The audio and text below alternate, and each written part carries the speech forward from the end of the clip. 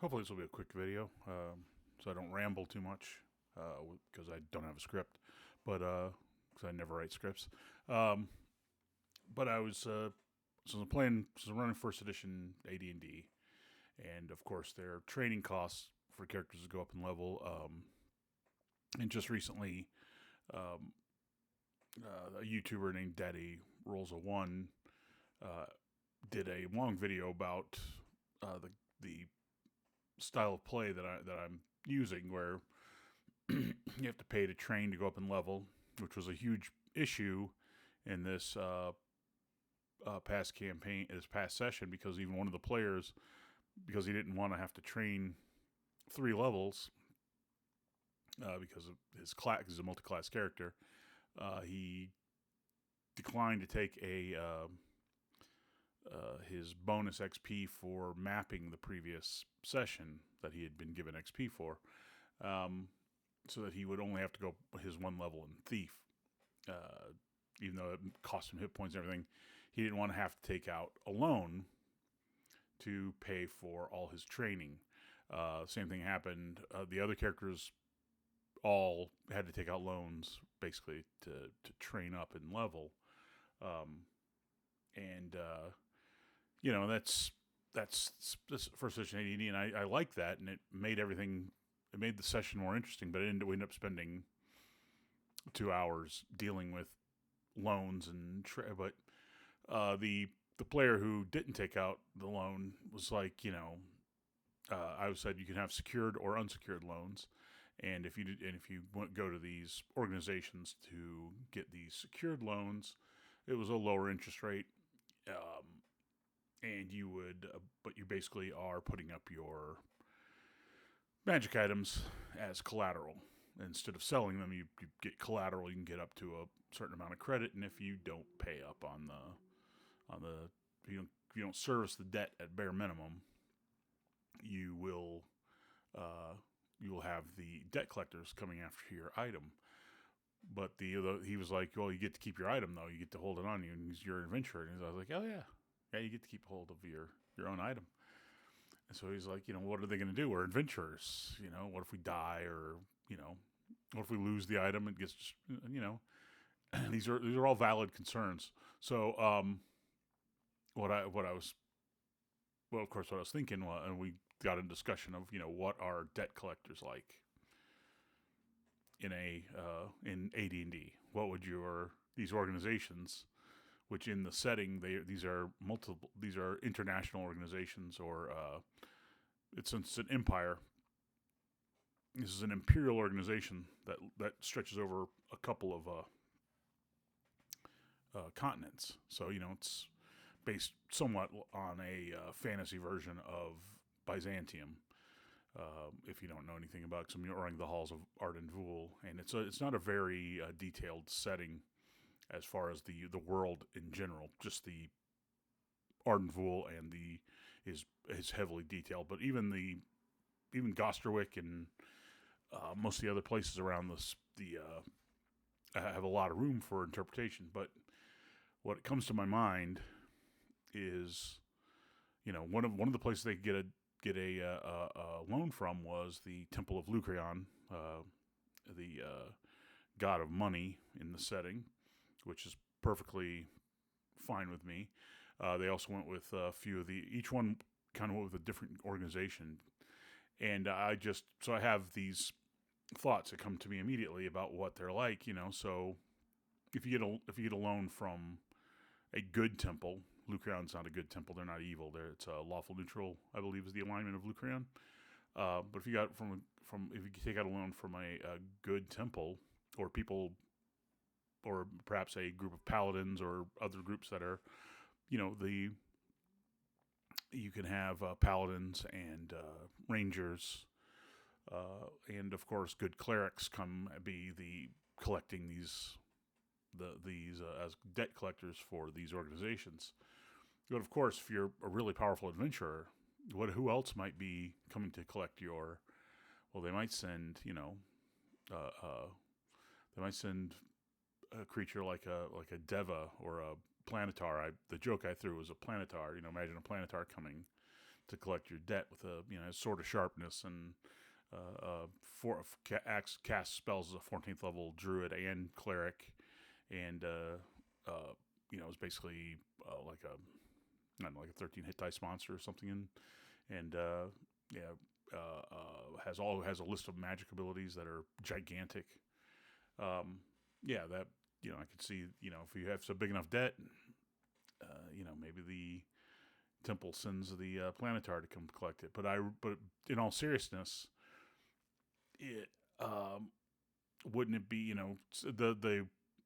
what came to mind immediately, of course, was demons and devils summoned to go and collect debts for these organizations, especially if these organizations are banks.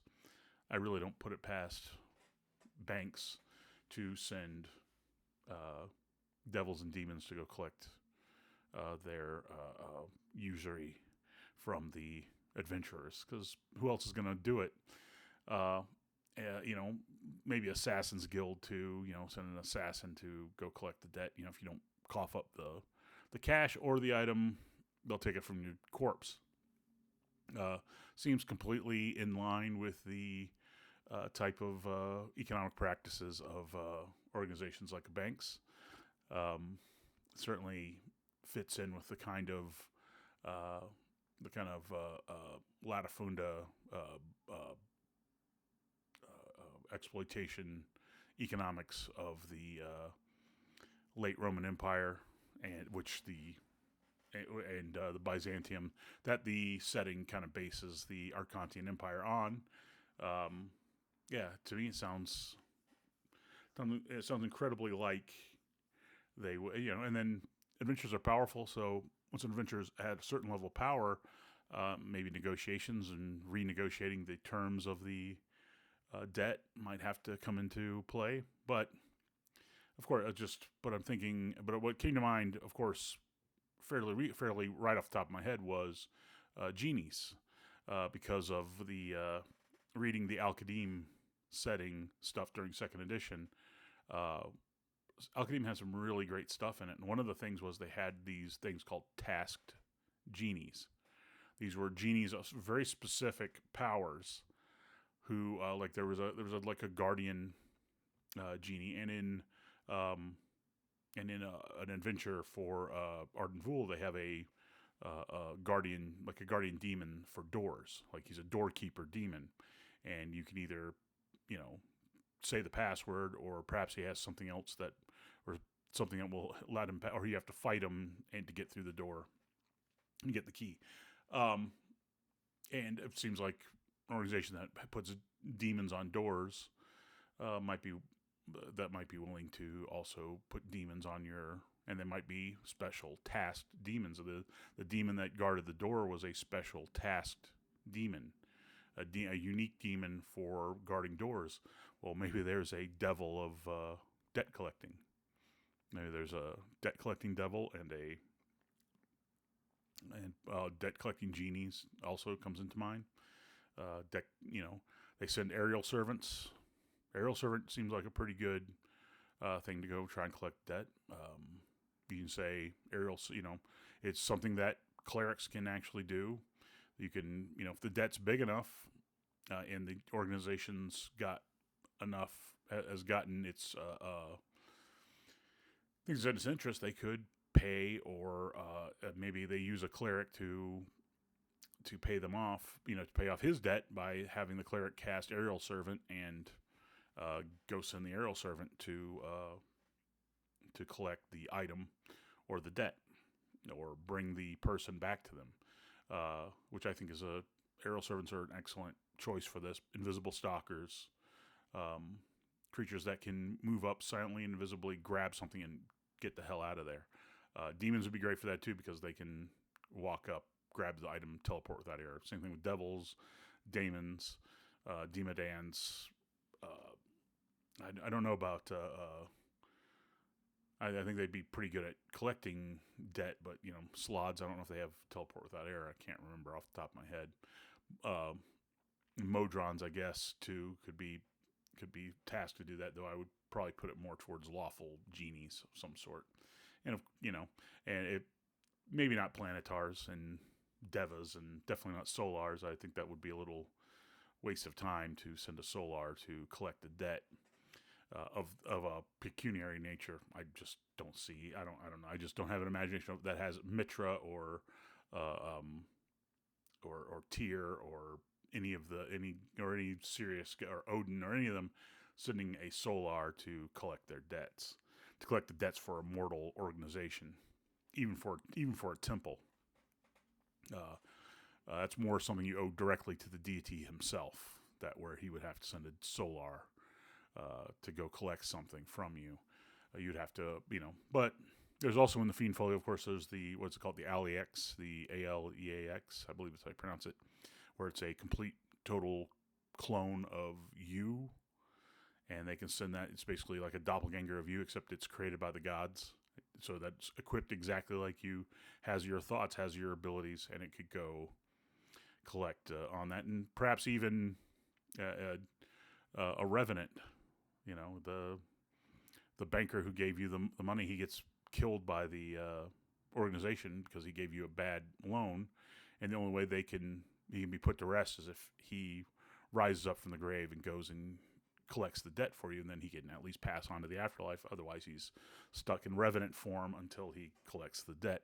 Again, this is the way a Machiavellian turn of looking at things, and that's part of the reason why I love AD&D, is because of things like that. The whole point of the strict rules in first edition, for me, what I like, is that it creates problems. Problems are where adventures come from. There are two ways adventures come. There's goals and there's complications. If your goals are easy to get at, then there's no fun. You got to have the complications, and the complications lead to new goals, which leads to new fun. The fun is in the pursuit of the goal. The achieving the goal is the payoff, but the fun is in pursuing the goal. And the more obstacles you throw in the way of your players in achieving their goals, the more fun they have. Theoretically, of course, you can completely miss the mark and overplay your hand, put way too many obstacles in their way, and they get frustrated. So I'm not doubting that at all. That there definitely you can overplay your hand, but it definitely makes me think about that kind of stuff. And I'm making notes on the loans right now. Literally, in I have a notebook in front of me.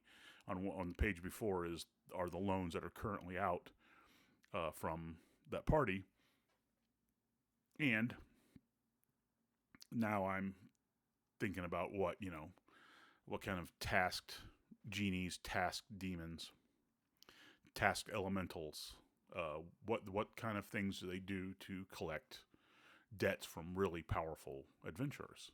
And I think of adventurers as being like Gold Rush. The people who made the most money during Gold Rushes were the people who sold things or gave loans out to the gold miners.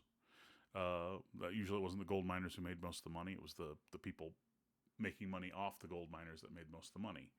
So that's the kind of thing I think about in adventuring. The kind of people who get these loans out, they with a society that has adventurers, especially in a place like Gosterwick, where you walk down the street and it seems like in Gosterwick, like maybe 10 or 12 or 15% of the population of Gosterwick is adventurers,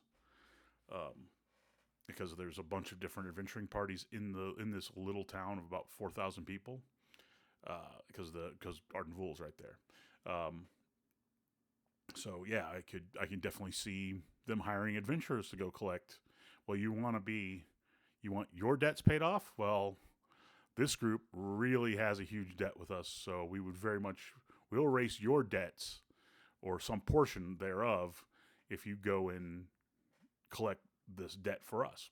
So there you have an adventuring seed right there. So you have adventuring seed. You have sending your own adventuring party to go collect debts for various reasons. You have other adventuring parties coming to coming after your characters for debts. There's adventure there. You get the players to be on the run. Inheritance. You can even. I mean, I don't know how much fun it would be to go through probate after the death of characters, but the idea of it makes me laugh. I have to admit, I there's a devious part of me that wants to put players and characters through probate. just having to go to court and having to deal with debt collectors showing up. Even people saying, well, even having to deal with like some sort of is there kind of like the equivalent of what are they called the people who do like copyright claims, who do false copyright claims and just are their patent, they're in copyrights, patents, trademark infringement people who just sue because they know they'll get a settlement. Well, coming after adventurers because people claiming fraudulently claiming that the party member who died owed them money, and just kind of could be fun especially because they're adventurers, and because it's a fantasy role playing game and it's first edition, the players might decide to solve this probate through through the use of blood, magic, and force, and might just decide to kill the people they owe debts to in order to erase their debt, because it might actually be in their interest to do that, which again, that's also fun. I'm not doing this to limit what the players can do. I'm doing it because it just sounds fun, because it literally sounds like a way to do adventures. But yeah, so at the top of the list would be like the top tier hiring adventurers, or getting the deific the Aliax, the deific doppelganger to come and get you, stuff like that, or maybe even summoning the occasional type 6 demon, or like I said, a debt collector demon, or I think debt collector devil really sounds really close to what you might, the devils might be the better at the debt collecting side of things, because I can just see them having banks, the devil loaning I can imagine Asmodeus giving out loans. It just seems. It seems like it would be in character for a devil to be obsessed with money and power, and even the joy of collecting debt from people who can't pay. The joy of being able to inflict the psychological pain of knowing that you have a debt collector following you around. Sounds like something that demons and devils would feed off of. And the more practical, well, we just go to the temple of. Because the Temple of Lucrion just sending aerial servants, or the temple, or the what's it called, the Silent Faction, which is one of the groups that can give loans in Arden Vul. The Silent Faction sounds like they might, they'd go to a powerful wizard and say, hey, send invisible stalkers to go grab this, or then go to a cleric and get an arrow servant. Get a wizard to cast Cacodemon and bring some sort of demon to Cacodemon, or some Demodan, devil, Slod, Modron, Daemon, whatever, to go and collect. And then, of course, there's always the vengeance factor, which is, I think, I'm pretty sure that's what they're called in Arden Vul, the Guild of Assassins. Also, there's the silent factor, which is the Guild of Thieves. He's just a very powerful, high-level thief to steal. He has no way to, a thief gets the job done if he just comes away with the magic item that they use as security.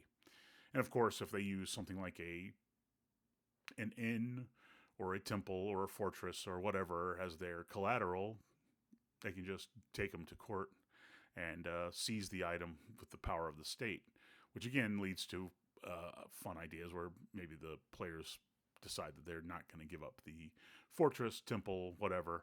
They're going to fight for it, and if they send the Imperial Legion to come and they will be in rebellion against the Empire if necessary. All of that sounds fine. That could all be a legendary campaign if the players really lean into that. So, which is good. I'm glad that they're in. I'm glad that they're in debt. I'm glad they went up in level. This is not really an after action report. I really want to do those, but this is just these last couple sessions for the Saturday group have been pretty fun. Everything's gotten better. Every session has been better in both groups. So it's really been a lot of fun. But that was just on my mind. And one of my players is also talking about making some moves in downtime, which is the whole point of having downtime, is so that players can do stuff in downtime that would be more or less a waste of time because it's not related to directly adventuring in the session. But anyway, so I managed to go over 20 minutes talking about the same thing over and over again. But if you do like this video, please like and subscribe.